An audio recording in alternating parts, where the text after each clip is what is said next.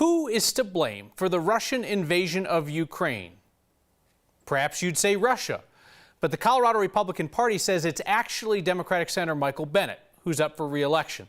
They base this on the fact that Senator Bennet supported a sanctions plan against Russia that was put together by Democrats, but he voted against the sanctions plan proposed by Republicans. Ahead of tonight's State of the Union, politics guy Marshall Zellinger spoke with the senator. The head of Colorado's Republican Party said you're partially to blame for what's happening. Why are you not to blame? I didn't see that statement, but I think Vladimir Putin, a thug and a tyrant, is to blame here. The U.S. response to the Russian invasion with economic sanctions has been called unprecedented. So if the conflict continues and the U.S. has made unprecedented decisions never been done before, what's left? Well, what's really important, I think, and really unprecedented, has been the global cooperation that's been led by the United States of America, I'm proud to say. And I don't think Putin was expecting to see this kind of resolve. And probably what he's expecting is that we're not going to be able to hang together.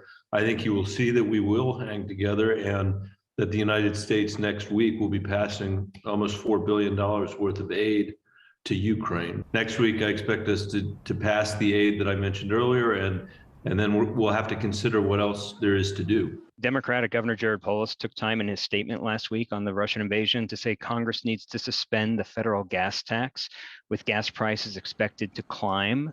Should that be something Congress considers right now? I definitely think we should consider that, and we should consider a whole host of things to try to lower prices. What do you say to people who believe this Russian invasion requires American boots on the ground or perhaps nukes in the air? I strongly disagree with that. I think that, you know, we are doing the right things by marshaling the world's democracies against this tyrant, this thug in Russia. And what we have to do is we can't let up. I do not support American troops on the ground in Ukraine, no. When I asked about the federal gas tax and suspending it, he brought up the administration keeping a waiver in place to allow truck drivers to spend 2 more hours on the road because of a truck driver shortage as a way to lower costs by keeping commerce moving.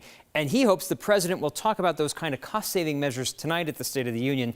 Republicans, based on the statements we've seen here in Colorado, I'm sure would rather hear more about how we're going to no longer depend on foreign oil. Yes, drill, baby, drill.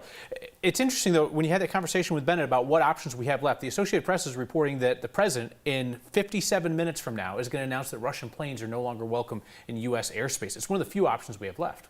He did not want to get into that. He thinks being tight with the other countries and having these sanctions and being firm in that will do. And I didn't get anything beyond that from Bennet.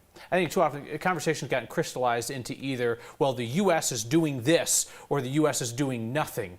The U.S. doing nothing allows an option for other people to do something. We'll see if that becomes kind of a third point of conversation. All right, Marshall, thank you.